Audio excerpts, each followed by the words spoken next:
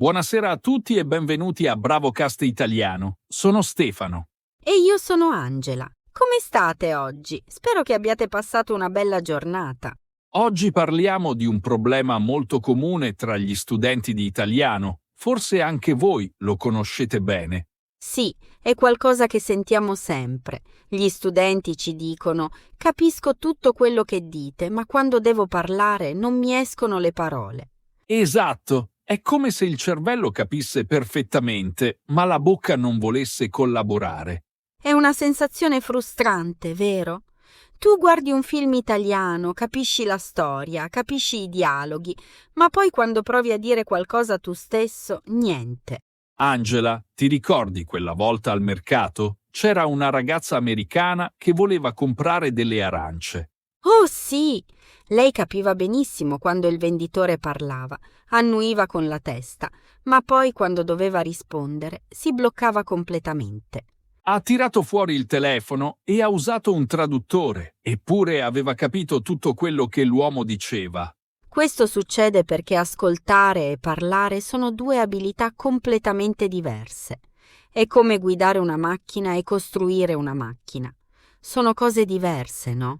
Perfetto esempio! Quando ascolti, il tuo cervello deve solo riconoscere le parole e collegarle al significato. È un processo passivo. Ma quando parli devi fare molto di più. Devi pensare al significato, trovare le parole giuste, metterle nell'ordine corretto, e tutto questo in tempo reale. E non finisce qui. Devi anche pensare alla pronuncia, alla coniugazione dei verbi, agli articoli, alle preposizioni. Esattamente. Il cervello fa un lavoro enorme. È come la differenza tra leggere una ricetta e cucinare il piatto. Mi piace questa analogia. Puoi leggere una ricetta e capire tutti i passaggi, ma quando sei in cucina con gli ingredienti davanti è tutta un'altra storia. Sì, e c'è un altro problema. Quando ascolti hai tempo. Se non capisci una parola, il contesto ti aiuta. La frase continua e tu puoi indovinare il significato.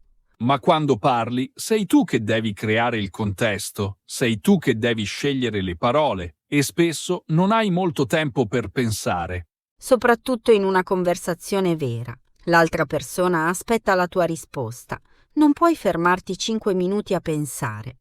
Questo crea ansia e l'ansia blocca ancora di più la capacità di parlare. È un circolo vizioso. Ascoltatori, vi succede questo? Quando provate a parlare italiano, sentite ansia? Scrivetelo nei commenti, vogliamo saperlo. Un'altra ragione è che probabilmente avete passato molto più tempo ad ascoltare che a parlare. È normale. Certo, guardi video, ascolti podcast, magari guardi serie TV in italiano. Sono tutte attività passive. Ma quante volte parli realmente in italiano? Quante conversazioni vere hai ogni giorno? Probabilmente poche, forse nessuna. E qui sta il problema. Il cervello ha bisogno di pratica attiva per imparare a parlare. È come andare in palestra. Se guardi solo video di persone che fanno esercizio, non diventi più forte. Devi fare gli esercizi tu stesso. Esattamente. Il tuo cervello deve allenare i muscoli della lingua, letteralmente. Deve creare nuove connessioni neurali per la produzione della lingua. C'è anche un aspetto psicologico. Molte persone hanno paura di fare errori, hanno paura di sembrare stupide. Oh sì, questa è grande, la paura del giudizio. Ma sai cosa? Gli italiani sono generalmente molto gentili con chi prova a parlare la loro lingua. Assolutamente. Quando qualcuno prova a parlare italiano con me, anche se fa errori, sono sempre felice. Apprezzo lo sforzo. E gli errori sono normali. Anche i bambini italiani fanno errori quando imparano. Dicono cose come io facevo invece di io facevo. Aspetta, cosa? Hai detto la stessa cosa 2 volte. No, volevo dire che dicono io faccio invece di io faccio. Vedi? Anche noi facciamo confusione a volte. Ah, capito. Questo è un buon esempio. I bambini sbagliano, ma nessuno li giudica. Continuano a parlare e migliorano. Esatto. Quindi, cari ascoltatori, non abbiate paura di sbagliare. L'errore fa parte del processo di apprendimento. Ora parliamo di soluzioni pratiche. Cosa potete fare per migliorare questa situazione? Prima cosa, parlate ad alta voce, anche se siete soli in casa. Praticate a ripetere frasi che sentite. Sì, questo è molto importante. Non limitatevi ad ascoltare. Ripetete. Se sentite una frase in un video, mettetelo in pausa e ripetetela. All'inizio sembrerà strano parlare da soli, ma funziona davvero. Io l'ho fatto quando imparavo l'inglese. Davvero? Non lo sapevo. Sì, camminavo per casa e descrivevo tutto quello che vedevo. Questa è una sedia, la sedia è rossa. Io mi siedo sulla sedia. È un ottimo esercizio. In questo modo il cervello si abitua a costruire frasi, non solo a comprenderle. Esattamente.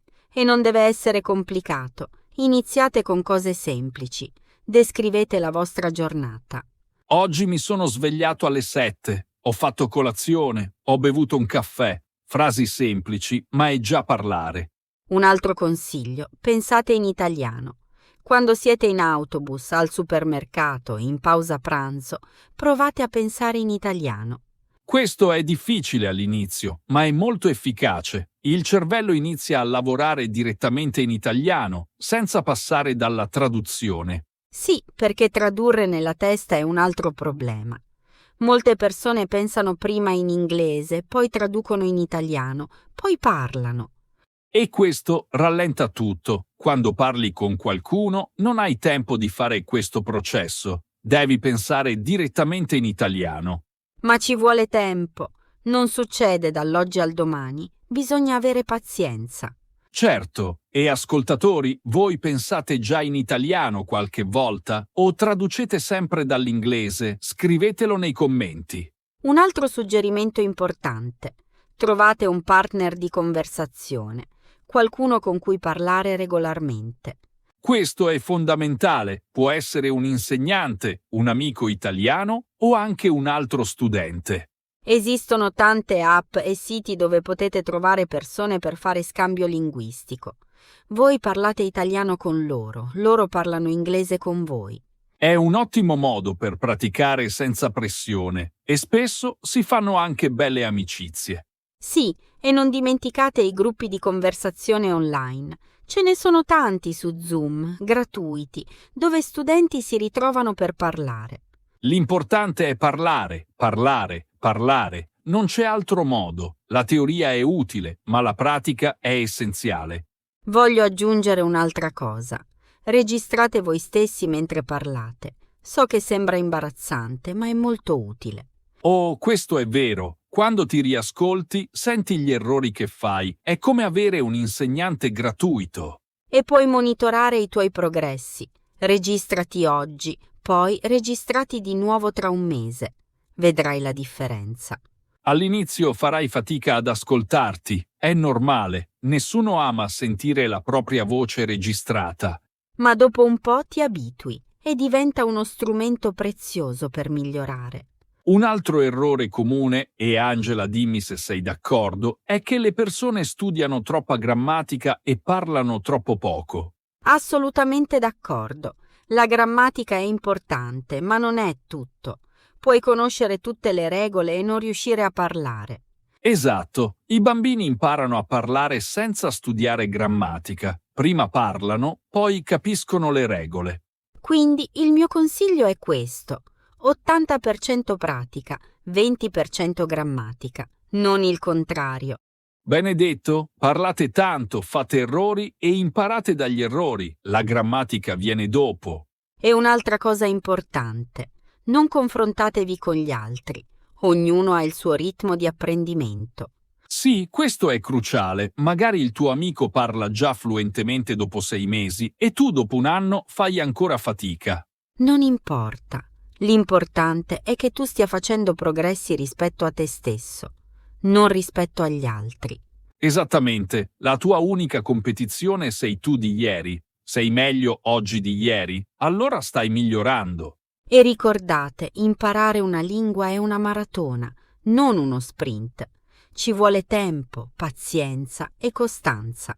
Ma ne vale la pena. Quando finalmente riesci a sostenere una conversazione in italiano, quando vedi che le parole escono naturalmente, è una sensazione incredibile. È vero, è come sbloccare un nuovo livello in un videogioco. Ti apre un mondo nuovo. E non dimenticate, l'italiano è una lingua bellissima, vale la pena di ogni sforzo che fate. Assolutamente. E noi siamo qui per aiutarvi in questo viaggio. Continuate a seguirci, continuate a praticare. Ora vogliamo sentirvi. Qual è la vostra sfida più grande quando provate a parlare italiano? La paura, la grammatica, la velocità? Scrivetelo nei commenti qui sotto. E se avete domande specifiche, scrivetele. Magari faremo un episodio sulle vostre domande. Ottima idea! E se questo episodio vi è piaciuto, lasciate un like, ci aiuta molto a crescere. E iscrivetevi al canale se non l'avete ancora fatto. Pubblichiamo nuovi episodi ogni settimana. Voglio condividere una storia veloce prima di salutarci. Ho un amico che ha imparato l'italiano da solo. Sì? E come ha fatto? Lui guardava lo stesso film in italiano ogni giorno per un mese, ogni singolo giorno. Lo stesso film? Per un mese intero? Sì. La prima settimana leggeva i sottotitoli, la seconda settimana provava a ripetere le frasi, la terza settimana guardava senza sottotitoli. E la quarta settimana? La quarta settimana recitava insieme agli attori, conosceva tutti i dialoghi a memoria. Incredibile! E funzionava?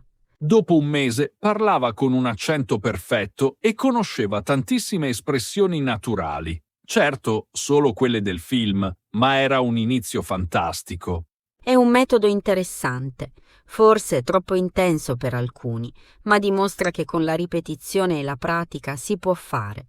Esattamente, non dovete guardare lo stesso film per un mese, ma il principio è valido. Ripetete, praticate, non abbiate paura. E soprattutto divertitevi. Imparare una lingua deve essere piacevole, non una tortura. Verissimo, scegliete materiali che vi piacciono. Se amate il calcio, guardate partite in italiano. Se amate cucinare, guardate ricette in italiano. Esatto, l'interesse rende tutto più facile. Quando ti diverti, impari senza accorgertene. E ascoltatori, qual è il vostro film italiano preferito o la vostra serie TV italiana preferita? Ditecelo nei commenti. Sì, vogliamo consigli anche noi. Magari scopriamo qualcosa di nuovo. Prima di salutarci, un ultimo consiglio pratico. Iniziate piccolo. Non provate a parlare di filosofia o politica il primo giorno. Esatto, iniziate con conversazioni semplici. Come stai? Cosa hai mangiato oggi? Che tempo fa? Queste frasi semplici sono la base. Una volta che le padroneggiate, potete passare a cose più complesse. È come costruire una casa. Devi iniziare dalle fondamenta. Non puoi iniziare dal tetto. Perfetto, e ricordate, ogni conversazione è pratica, anche se dura solo 30 secondi. Sì, anche dire buongiorno, come va? Al barista è praticare. Ogni piccola interazione conta. E più lo fate, più diventa naturale. Il cervello crea delle abitudini. Esattamente. All'inizio devi pensare a ogni parola, ma dopo un po' le parole escono automaticamente. È come guidare. All'inizio pensi a tutto, il volante, i pedali, gli specchietti. Poi diventa automatico. Bella analogia. E anche guidare la prima volta fa paura, ma poi diventa normale. Quindi non scoraggiatevi se all'inizio è difficile. È normale. Tutti passano attraverso questa fase. Anche noi quando abbiamo imparato altre lingue. Io ricordo quanto era difficile all'inizio con l'inglese.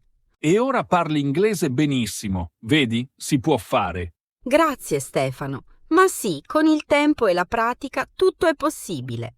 Sai cosa ho notato? Molte persone si concentrano troppo sulla perfezione. Vogliono parlare perfettamente o non parlare affatto. Sì, questo è un grosso ostacolo. La perfezione non esiste, neanche per noi italiani nativi. Esattamente, anche noi facciamo errori quando parliamo. Diciamo piuttosto che quando dovremmo dire oppure. o usiamo il congiuntivo in modo sbagliato. Se avrei saputo, invece di se avessi saputo. Vedi? E siamo italiani, quindi non aspettatevi di essere perfetti, aspettatevi di essere comprensibili. Questa è la differenza chiave. La comunicazione è più importante della perfezione.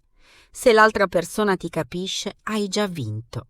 Precisamente. E gli italiani sono molto bravi a capire anche quando fate errori. Usiamo il contesto, i gesti, l'intonazione. Parliamo di intonazione. Questo è un aspetto che molti studenti trascurano.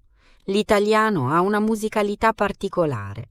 Oh sì, l'italiano è una lingua molto musicale. Le parole salgono e scendono, hanno un ritmo. E questo ritmo cambia il significato. Una frase può essere una domanda o un'affermazione solo cambiando l'intonazione. Per esempio, vai al cinema con l'intonazione che scende è un'affermazione, ma vai al cinema con l'intonazione che sale è una domanda. Esatto. E questo si impara ascoltando e imitando. Non si può studiare sui libri. Quindi, quando ascoltate i nostri podcast, prestate attenzione non solo alle parole, ma anche a come le diciamo. Sì, ascoltate la melodia della frase, poi provate a imitarla quando ripetete. Un altro aspetto importante è il vocabolario. Molti studenti pensano di dover conoscere migliaia di parole per parlare. Ma non è vero. Con 200-300 parole puoi già avere conversazioni di base. È meglio conoscere bene poche parole che conoscere male tante parole. Qualità sulla quantità. Esattamente. E concentratevi sulle parole più utili, quelle che usate ogni giorno. Per esempio, i verbi più comuni: essere, avere, fare, andare, venire, dire, parlare. Con questi sei già molto avanti.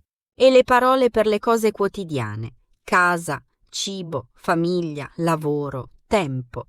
Queste vi servono tutti i giorni.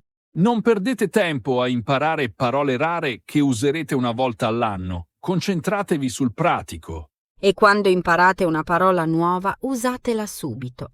Fate una frase, scrivetela, ditela ad alta voce. Sì, perché se non la usate, la dimenticate. Il cervello scarta le informazioni che non usa. È come un giardino. Le piante che annaffi crescono, quelle che trascuri muoiono. Bella immagine, quindi annaffiate le vostre parole italiane, usatele regolarmente. Un'altra tecnica che consiglio è creare delle flashcard, ma non flashcard normali. Cosa intendi? Invece di scrivere solo la parola e la traduzione, scrivi una frase intera. Una frase che potresti usare davvero. Ah, capisco. Quindi invece di mela uguale apple, scrivi mi piace mangiare una mela a colazione. Esattamente. Così impari la parola nel contesto e impari anche come costruire la frase. È molto più utile e quando ripeti la flashcard, ripeti l'intera frase ad alta voce. Sì, sempre ad alta voce. Non basta leggerla nella mente. La bocca deve muoversi, i muscoli devono lavorare. Questo mi fa pensare a un'altra cosa. Gli studenti spesso sottovalutano l'importanza della pronuncia. Hai ragione. Pensano che la pronuncia non sia importante, che basti farsi capire. Ma una buona pronuncia aiuta tantissimo. Se pronunci bene, le persone ti capiscono meglio e tu ti senti più sicuro. E in italiano la pronuncia è abbastanza regolare. Non è come l'inglese dove ogni parola ha una pronuncia diversa. Vero, in italiano se sai leggere una parola, sai come pronunciarla, le regole sono chiare. Ma ci sono delle sottigliezze. Per esempio, la differenza tra la E aperta e la E chiusa. Sì, pesca il frutto e pesca l'azione di pescare. Sono due cose diverse. Ma anche se sbagli questo, le persone ti capiscono dal contesto. Non è un grosso problema. Esatto. L'importante è provarci e ascoltare attentamente come parlano gli italiani. Voglio aggiungere un consiglio per chi è veramente timido. Cominciate parlando con voi stessi davanti allo specchio. Interessante. Perché lo specchio? Perché così vedi la tua faccia, le tue espressioni e ti abitui a parlarti in italiano. È come prepararsi per una conversazione vera, eserciti senza la pressione di avere qualcuno davanti. Esattamente. Puoi fare domande e rispondere. Come stai oggi? Sto bene, grazie. E tu? E puoi provare diverse intonazioni, diverse espressioni facciali. Gli italiani usano molto le espressioni del viso quando parlano. Sì, la comunicazione non verbale è importantissima in Italia. Le mani, la faccia, tutto comunica. Questo è vero e a volte un gesto dice più di 1000 parole. Quindi, cari ascoltatori, quando praticate non muovete solo la bocca, muovete anche le mani, fate espressioni. Sì, entrate nel personaggio, immaginate di essere italiani, sentite la lingua nel corpo, non solo nella testa. Questo è bellissimo, Stefano. La lingua è fisica, non solo mentale. Esattamente, e quando parlate lasciatevi andare, non siate rigidi, l'italiano è una lingua espressiva. Voglio anche dire una cosa importante. Non abbiate paura del silenzio durante una conversazione. Cosa intendi? A volte gli studenti si bloccano perché non trovano subito la parola giusta e si vergognano del silenzio. Ah, capisco, ma il silenzio è normale, anche tra italiani ci sono pause. Esatto. Se non ti viene una parola puoi dire come si dice, oppure un momento, sto pensando. Ottimo consiglio, è meglio dire non mi viene la parola che bloccarsi completamente. Sì, e l'altra persona ti aiuterà. Le conversazioni sono collaborazioni, non esami. Mi piace questa prospettiva, le persone vogliono capirvi e aiutarvi, non giudicarvi. Esattamente.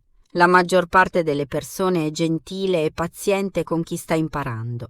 E se incontrate qualcuno che non è paziente, quella persona ha un problema, non voi. Bene detto. Non lasciate che una persona negativa distrugga la vostra motivazione. Ora parliamo un momento degli accenti regionali. Questo confonde molti studenti. Oh sì, l'italiano che si parla a Milano è diverso dall'italiano che si parla a Napoli o a Palermo. Ma non preoccupatevi troppo di questo all'inizio. Concentratevi sull'italiano standard. Esatto. Una volta che parlate bene l'italiano standard, potrete esplorare i dialetti e gli accenti regionali. È come imparare prima a camminare, poi a correre, poi a ballare, un passo alla volta. E ricordate, tutti gli italiani capiscono l'italiano standard, anche se parlano in dialetto a casa. Quindi voi non avete questo problema. Parlate italiano standard e tutti vi capiranno ovunque in Italia. Ma è bello anche ascoltare i diversi accenti. Vi espone alla varietà della lingua. Assolutamente, e rende tutto più interessante. Ogni regione ha le sue particolarità. Bene, credo che abbiamo dato tantissimi consigli oggi. Spero che i nostri ascoltatori li trovino utili. Sì, e ricordate, questi sono suggerimenti. Ognuno deve trovare il metodo che funziona meglio per sé. Esattamente. Qualcuno impara meglio con i film, qualcuno con i libri, qualcuno con le conversazioni. L'importante è sperimentare. Provate diverse tecniche e vedete cosa funziona per voi. E non arrendetevi mai. Anche quando sembra difficile, continuate. I risultati arriveranno. Voglio condividere un ultimo pensiero. Celebrare i piccoli successi è importante. Cosa intendi? Se oggi hai avuto una conversazione di 2 minuti in italiano, celebra. Non pensare solo 2 minuti è poco. Hai ragione. Ogni piccolo progresso è un successo. Ieri non potevi farlo, oggi sì. Esattamente. Apprezzate il vostro viaggio. Non pensate solo alla destinazione. Bellissimo.